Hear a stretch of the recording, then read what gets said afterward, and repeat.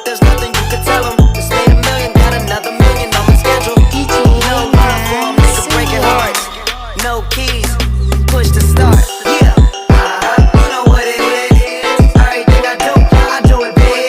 Yeah, screaming that's nothing. When I pulled on the lot, that's nothing. I come to town, you see me, you know everything. Black and yellow, black and yellow, black and yellow, black and yellow. I put it down from the whip to my diamonds. I've been black and yellow, black and yellow, black and yellow. Ini sebelumnya Pak, ini jadi tujuan kami ke sini mau mewawancari Bapak tentang seputar zikir dan doa.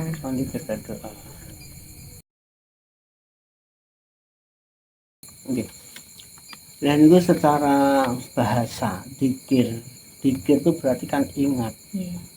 Zikrullah berarti kan ingat kepada Allah. Jadi kita selaku manusia itu kan berkewajiban untuk selalu ingat kepada Allah. Sebenarnya Allah itu sudah kita ingat maupun enggak, Allah tetap Allah Maha Besar. Tapi kita sebagai hamba Allah itu wajib mengingat Allah dimanapun berada dan kapanpun berada. Jadi itu kan dengan kita berzikir itu kan kita mengingat Allah dan kita mendekatkan diri kepada Allah.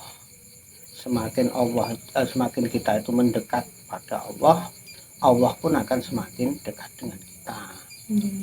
Apabila kita menjauh dari Allah, lupa dengan Allah, tidak mau zikir, Allah pun juga akan menjauh dengan kita. Jadi antara zikir dan doa itu saling keterkaitan. Terus doa itu kan merupakan permintaan atau permohonan hamba kepada Allah. Jadi sesukses apapun, sepintar apapun, apabila kita tidak mau berdoa kepada Allah, itu pun kita termasuk golongan pun orang-orang yang sombong. Dan apabila kita diberi kesuksesan, diberi kepintaran, kita tidak mengingat Allah, itu pun juga tidak memberikan barokah pada kita. Jadi memang antara zikir dan doa itu saling berhubungan, saling keterkaitan.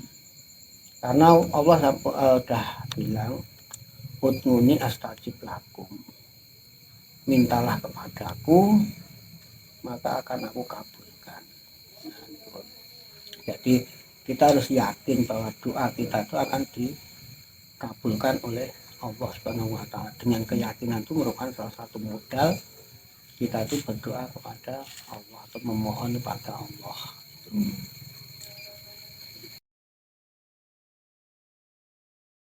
Untuk zikir sendiri itu kan bisa dilakukan dimanapun berada, kapanpun berada, dan di saat apapun itu. Cuman dalam kita berdoa tentunya kan ada istilahnya itu kan juga adab atau istilahnya itu juga kesopanan kita memohon kepada Allah. Kita mau menghadap Pak dosen aja mesti pakaian kita harus rapi, harus sopan. Nah, demikian juga kita dalam menghadap Allah berdoa meminta kepada Allah itu tentunya juga kita mempunyai adab. Salah satunya yaitu kita itu mestinya bersuci. Terus sebelum kita itu berdoa memohon pada Allah, paling tidak kita harus mengucapkan sholawat dulu kepada Nabi Muhammad SAW. Dianjurkan kita berdoa itu dengan mengangkat tangan dan menghadap kiblat, itu dianjurkan. Jadi memang sebenarnya Allah Maha tahu apa yang jadi permintaan kita, tapi kan kita juga harus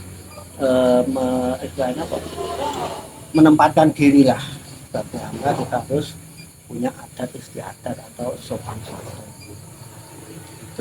Dan lebih baik untuk doa memang ada waktu-waktu yang waktu yang baik atau diijabah oleh Allah Subhanahu wa taala. Tapi intinya doa itu dimanapun berada, kapanpun berada, kita meminta pertolongan kepada Allah itu sah-sah saja. Jadi tidak harus saat ini, memang Rasulullah sudah memberi rambu-rambu.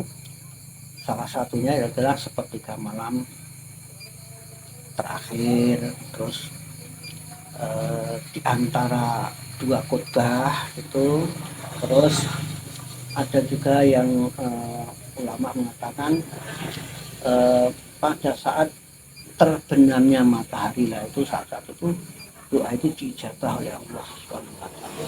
Jadi salah satunya banyak sekali waktu-waktu yang diijabah Allah, termasuk juga tempat-tempat yang diijabah oleh Allah itu.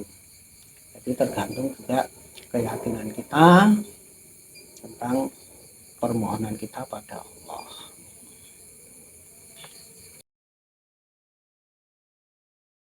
Nah, keutamaannya jelas. Kita untuk mengingat pada Allah itu jelas utama. Kita ingat pada Allah itu dengan kita zikir, karena zikir kan bahasanya kan ingat. Keutamaannya banyak sekali. Jadi tadi saya katakan dengan zikir kita akan mendekatkan diri kepada Allah. Terus doa itu kan keutamaannya kan kita meminta kepada Allah apa yang menjadi keinginan kita, dan Allah pun juga akan memberikan pada kita itu bukan bukan keinginan kita, tapi apa yang dibutuhkan kita. Allah itu tahu. Jadi misalkan kita ingin, wah ya Allah berilah saya rezeki yang berlimpah. Nah, rezeki di sini tuh kita mungkin menilai itu dengan materi. Padahal yang namanya rezeki itu banyak sekali. Misalkan kita diberi umur panjang, itu juga rezeki. Kesehatan itu juga rezeki. Terus kesempatan itu juga rezeki. Jadi yang namanya rezeki itu kan banyak sekali. Jadi tidak sesuai dengan, mungkin tidak sesuai dengan apa yang kita harapkan. Rezeki di sini yang kita maksudkan misalkan materi. Nah, mungkin Allah itu sudah tahu kalau kita diberi materi mungkin dampaknya nanti akan begini. Makanya Allah memberikan pengganti yang lebih baik buat kita. Nah, keutamaannya itu untuk mendapatkan itu keberkahan. Jadi apapun yang kita minta pada Allah itu dalam wujud keberkahan, baik itu umur panjang yang barokah, rezeki yang barokah, yaitu salah satunya seperti itu.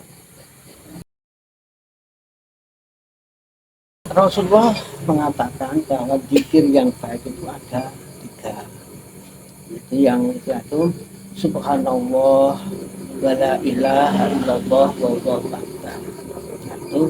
Itu zikir yang paling disukai Rasulullah. Jadi itu bisa dipecah jadi subhanallah itu 33 kali, ada yang sampai 100, itu kan tergantung juga kemampuan kita. Subhanallah, alhamdulillah, terus Allahu akbar, lalu dilanjutkan dengan tahlil. Tahlil itu kalimat la ilaha illallah. Jadi yang zikir setelah sholat yang dianjurkan itu. Nah itu, tapi yang utama itu sebenarnya kan kalimat istighfar. Makanya kan di sholat itu dianjurkan minimal 3 kali baca tahlil dan istighfar. La ilaha illallah wahdahu la syarikalah lahul mulku wa lahul hamdu yuhyi wa yumiitu wa ala kulli syai'in qadir. Astagfirullahaladzim alladzi la ilaha illa huwal hayyul qayyum. Itu di 3 kali. Nah itu terus dilanjutkan dengan Allahumma antas salam wa minkas salam wa ilaika ya'udus salam wa khayna rabbana bis salam wa khayna rabbana salam tabaruk rabbana wa ta'ala ya dzal jalali wa ikram dilanjutkan dengan zikir tadi, yaitu subhanallah, alhamdulillah, Allahu akbar, la ilaha illallah, terus ditutup dengan sholawat dan dilanjutkan dengan doa. Itu zikir atau amalan-amalan yang biasa kita lakukan setelah menjalankan ibadah sholat. Dan kalau mau istilahnya tuh amalan untuk zikir yang lebih panjang, banyak sekali, ya kan, termasuk kalimat-kalimat thayyibah itu kan banyak sekali, itu biasa dilakukan kalau kita melakukan sholat sendiri, sholat misalkan sholat tahajud, sholat hajat, itu kan dilanjutkan dengan kita itu zikir yang sebanyak-banyaknya. Tujuannya yaitu untuk kita itu mendekatkan diri kita kepada Allah. Intinya itu sebagai tambahan ya. Jadi kita selaku umat Islam yang beriman pada Allah, yang beriman pada Rasul, dan beriman pada hari kiamat, kita itu harus yakin bahwa kita hidup di dunia ini hanyalah sementara. Ada kehidupan yang lebih kekal, yaitu kehidupan setelah kita mati. Jadi kehidupan yang setelah kita mati itu apa? Yaitu kehidupan kita di akhirat. Dan di akhirat itu juga kehidupan yang lebih kekal, lebih abadi. Makanya kita wajib, istilahnya itu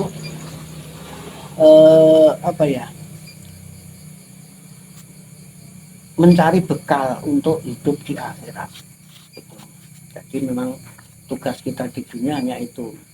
Bahkan ada yang membedakan dengan istilahnya orang-orang yang berkata, maaf, kita mengatakan kafir ya. Jadi ada hadis Rasulullah itu menerangkan bahwa dunia ini merupakan neraka bagi orang Islam, bagi orang mukmin, tapi surga bagi orang-orang kafir. Itu maksudnya gini, kalau kita mengartikan secara istilahnya, secara istilahnya itu saklek itu, mosok dunia kanggo neraka wong sing mukmin, wong sing beriman. Itu maksudnya gini, orang-orang yang beriman itu apa-apa kenikmatan dunia itu dibatasi oleh Allah.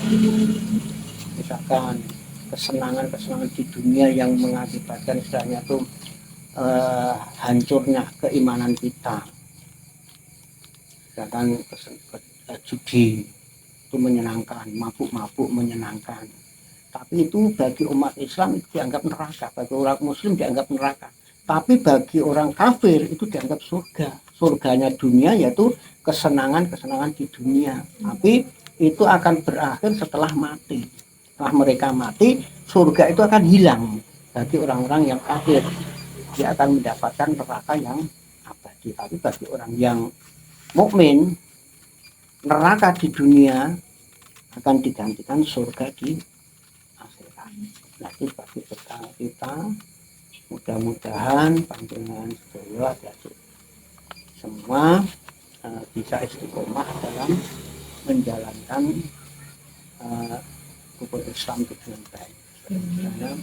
Terutama dalam hal sholat itu kan gantikan sholat itu kan zikir dan doa, yaitu tidak bisa dilepaskan. Jadi itu merupakan satu kesatuan yang tidak bisa dipisahkan. Tapi juga ada yang mengatakan sholat itu juga merupakan salah satu doa. Tapi mereka anggap sholat ya wis, yaitu menganggap bahwa zikir setelah sholat, doa saja tidak ada tuntunan, itu salah besar. Jadi memang kenapa mereka mengatakan itu, supaya kita itu lupa dengan Allah. Makanya kita selaku generasi muda itu kan menanamkan untuk selalu ingat pada Allah. Biasanya makanya setelah sholat ya dilanjutkan dengan zikir dan doa. Itu tidak ada jeleknya karena itu merupakan permohonan kita. Jadi istilahnya itu apa ya, Allah itu selalu memberi rahmat kepada semua umatnya, itu baik yang muslim maupun non muslim, tapi tidak memberi keberkahan. Yang diberi keberkahan yaitu umat Muslim. Jadi mereka istilahnya itu kalau melaksanakan apa ya, istilahnya itu mengamalkan agama dengan benar, insya Allah mendapatkan keberkahan. Jadi yang penting itu adalah berkahnya itu. Jadi kadang kan enten ya penemu Allah sholat ya marak sugih itu kan ada kan. Nah, memang sholat bukan untuk mencari kekayaan, tapi mencari keberkahan. Gitu. Jadi yang saya sholat ya sugih ya bener sugih, tapi kan belum tentu itu barokah. Ya. Jadi kita memang cari keberkahan dari situ. Ngoten nggih, nggih. Itu sedikit lah, mungkin kok menawi itu kan apa ya? Kurang mampuan saya lah, pengetahuan saya. Jadi ya pokoknya sedikit itu yang saya amalkan dalam keseharian. Mungkin panjenengan bisa untuk itu.